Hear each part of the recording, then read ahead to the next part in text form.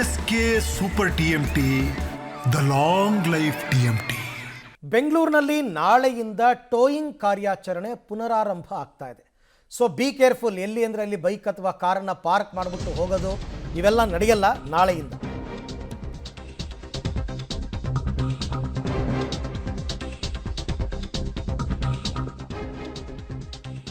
No ಪಾರ್ಕಿಂಗಲ್ಲಿ ವಾಹನ ನಿಲ್ಲಿಸೋರು ನಾಳೆಯಿಂದ full ಎಚ್ಚರಿಕೆಯಿಂದ ಇರಬೇಕು. ಯಾಕೆಂದರೆ ನಾಳೆಯಿಂದ ಟೋಯಿಂಗ್ ಕಾರ್ಯಾಚರಣೆ ಆರಂಭ ಆಗ್ತಾ ಇದೆ. ಟೋಯಿಂಗ್ ಆದ ವಾಹನಗಳ ಪಾರ್ಕಿಂಗ್ಗೆ ಜಾಗದ ಗುರುತನ್ನು ಮಾಡಿದ್ದಾರೆ. ದಕ್ಷಿಣ ನಗರ ಪಾಲಿಕೆಯಲ್ಲಿ 7 ಕಡೆ ಜಾಗಗಳ ಗುರುತಾಗಿದೆ. ನೋ ಪಾರ್ಕಿಂಗಲ್ಲಿ ಅಡ್ಡಾದಿಡ್ಡಿ ವಾಹನ ನಿಲ್ಲಿಸಿದ್ರೆ ನಿಮ್ಮ ವೆಹಿಕಲ್ನ ಮೊದಲೆಲ್ಲ ಬರ್ತಾ ಇತ್ತಲ್ಲ, ಟೈಗರ್ ಬಂದು ಎತ್ತಾಕೊಂಡು ಹೋಗ್ತಾಯಿದ್ರು, ಎಲ್ಲೋ ಒಂದು ಕಡೆ ಅದನ್ನು ಹಾಕ್ತಾಯಿದ್ರು, ಆಮೇಲೆ ಫೈನ್ ಕೊಟ್ಟು ಬಿಡಿಸ್ಕೊಂಡು ಬರಬೇಕಾಗಿತ್ತು. ಆ ಕಾರ್ಯಾಚರಣೆ ಸ್ಥಗಿತವಾಗಿತ್ತು ತಾತ್ಕಾಲಿಕವಾಗಿ. ಈಗ ನಾಳೆಯಿಂದ ಪುನಃ ಆರಂಭ ಮಾಡ್ತಾ ಇದ್ದಾರೆ. ಹಾಗಾಗಿ ನೋ ಪಾರ್ಕಿಂಗಲ್ಲಿ ಇಷ್ಟು ದಿನ ಹೆಂಗೋ ನಡ್ಕೊಂಡು ಹೋಗ್ತಾ ಇತ್ತು ನೀವು ಗಾಡಿ ನಿಲ್ಲಿಸಿದ್ರೆ. ಬಟ್ ಇನ್ನು ಮುಂದೆ ಹಾಗಲ್ಲ. ನಾಳೆ ರಸ್ತೆ ಬದಿ ಇರತಕ್ಕಂಥ ಬಿಡಾಡಿ ವಾಹನಗಳಿಗೆ ಬೀಳುತ್ತೆ ಸ್ಟಿಕ್ಕರ್. ತಿಂಗಳಾನುಗಟ್ಟಲೆ ನಿಲ್ಲಿಸಿರ್ತಾರಲ್ಲ ಅವ್ರಿಗೆ ವೀಲ್ಗಳಿಗೆ ಕ್ಲ್ಯಾಂಪ್ ಹಾಕ್ತಾರಂತೆ. ನೋಟಿಸ್ ಮಾದರಿಯ ಸ್ಟಿಕ್ಕರನ್ನು ಅಂಟಿಸಿ ವೀಲ್ಗೆ ಕ್ಲ್ಯಾಂಪ್ ಹಾಕ್ತಾರೆ. ಕ್ಲ್ಯಾಂಪ್ ಹಾಕಿದ ವಾಹನ ತಗೊಂಡು ಹೋಗೋದಕ್ಕೆ 7 ದಿನ ಕಾಲಾವಕಾಶ. ಒಂದು ವೇಳೆ 7 ದಿವಸದಲ್ಲಿ ಮಾಲೀಕರು ವೆಹಿಕಲ್ ತಗೊಂಡು ಹೋಗದೇ ಇದ್ದರೆ ಅದನ್ನು ಹರಾಜು ಹಾಕ್ತಾರಂತೆ ವಶಪಡಿಸ್ಕೊಂಡು. ಸೊ ಹಾಗಾಗಿ ಸ್ವಲ್ಪ ರೂಲ್ಸ್ ಎಲ್ಲ ಸ್ಟ್ರಿಕ್ಟ್ ಆಗ್ತಾ ಇದೆ ನಾಳೆ.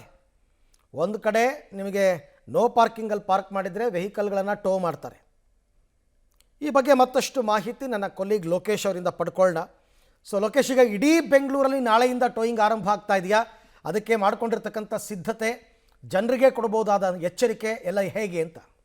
ಅರವಿಂದ್, ಟೋಯಿಂಗ್ ಆರಂಭ ಮಾಡಬೇಕು ಅಂತೇಳಿ ಹಲವು ತಿಂಗಳುಗಳಿಂದ ಚರ್ಚೆ ಆಗ್ತಾ ಇತ್ತು. ಈಗ ಟೋಯಿಂಗ್ ಆರಂಭ ಮಾಡಲಿಕ್ಕೆ ಈಗ ಸಮಯ ಕೂಡಿ ಬಂದಿರುವಂಥದ್ದು.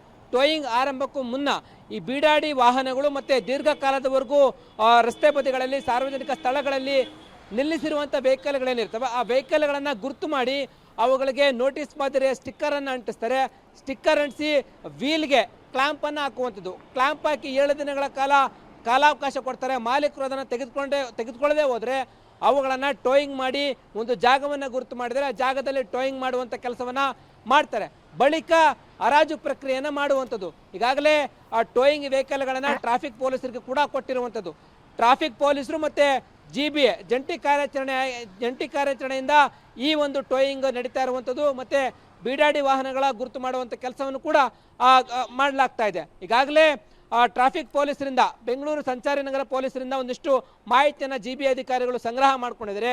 ಎಲ್ಲೆಲ್ಲಿ ದೀರ್ಘಕಾಲದವರೆಗೂ ವೆಹಿಕಲ್ಗಳು ನಿಂತಿದ್ದಾವೆ ಅಂತಹ ಪಟ್ಟಿಯನ್ನು ಕೊಟ್ಟಿರುವಂಥದ್ದು. ಅಂತಹ ಪ್ರದೇಶಗಳಲ್ಲಿ ನಾಳೆಯಿಂದ ತೆರವು ಮಾಡಲಿಕ್ಕೆ ಸಜ್ಜಾಗುವಂಥ ಕೆಲಸ GBA ಮಾಡ್ತಾ ಇರುವಂಥದ್ದು. ಒಂದು ಕಡೆ ಫುಟ್ಪಾತ್ ತೆರವು ಕಾರ್ಯಾಚರಣೆ, ಮತ್ತೊಂದು ಕಡೆ ಈ ವೆಹಿಕಲ್ಗಳನ್ನು ತೆರವು ಮಾಡುವಂಥ ಕೆಲಸ ಆಗ್ತಾ ಇದೆ. ಯಾವ ರೀತಿಯಾಗಿ ಸಾಗುತ್ತೆ, ಮತ್ತು ನೋ ಪಾರ್ಕಿಂಗ್ ಜಾಗದಲ್ಲೂ ಕೂಡ ವೆಹಿಕಲನ್ನು ಪಾರ್ಕ್ ಮಾಡಿದ್ರೆ ಅದಕ್ಕೂ ಕೂಡ ದಂಡ ಹಾಕಿ ಮತ್ತು ಫೈನ್ ಎಷ್ಟಿದೆ ಆ ಫೈನನ್ನು ಕೂಡ ಹಾಕಿ ಟೋಯಿಂಗ್ ಮಾಡುವಂಥ ಚಾರ್ಜ್ ಕೂಡ ವಾಹನ ಮಾಲೀಕರ ಮೇಲೆ ಹಾಕುವಂಥ ಕೆಲಸ ಕೂಡ ಆಗುತ್ತೆ. ಅದನ್ನು ಮಾಡುವಂಥ ಕೆಲಸ ಆಗ್ತಾರೆ. ಒಟ್ಟಾರೆ ನಾಳೆಯಿಂದ ವಾಹನ ಸವಾರರು ಎಚ್ಚರಿಕೆಯಿಂದ ಇರಬೇಕಾಗುತ್ತೆ. ನೋ ಪಾರ್ಕಿಂಗ್ ಜಾಗದಲ್ಲಿ ವೆಹಿಕಲನ್ನು ಪಾರ್ಕ್ ಮಾಡಬಾರ್ದು. ಜೊತೆಗೆ ದೀರ್ಘಕಾಲದವರೆಗೂ ನಿಲ್ಲಿಸಿರ್ತಕ್ಕಂಥ ವೆಹಿಕಲ್ಗಳನ್ನು ತೆಗೆದುಕೊಂಡು ಹೋದರೆ ಒಳ್ಳೆಯದು. ಅರವಿಂದ್, ಥ್ಯಾಂಕ್ ಯು ಲೋಕೇಶ್ ತಮ್ಮೆಲ್ಲ ಮಾಹಿತಿಗಾಗಿ. So be careful. ಬೆಂಗಳೂರಲ್ಲಿ ನಾಳೆಯಿಂದ ಟೋಯಿಂಗ್, ಮತ್ತು ದೀರ್ಘಕಾಲದಿಂದ ನೀವೇನಾದರೂ ಗಾಡಿನ ರೋಡಲ್ಲಿ ಪಾರ್ಕ್ ಮಾಡಿದರೆ ತೆಕ್ಕೋಬೇಕಾಗುತ್ತೆ. ಇಲ್ಲ ಅಂದರೆ ಅದನ್ನು ಕೂಡ ಟ್ರಾಫಿಕ್ ಪೊಲೀಸರು ಹರಾಜು ಹಾಕ್ತಾರೆ.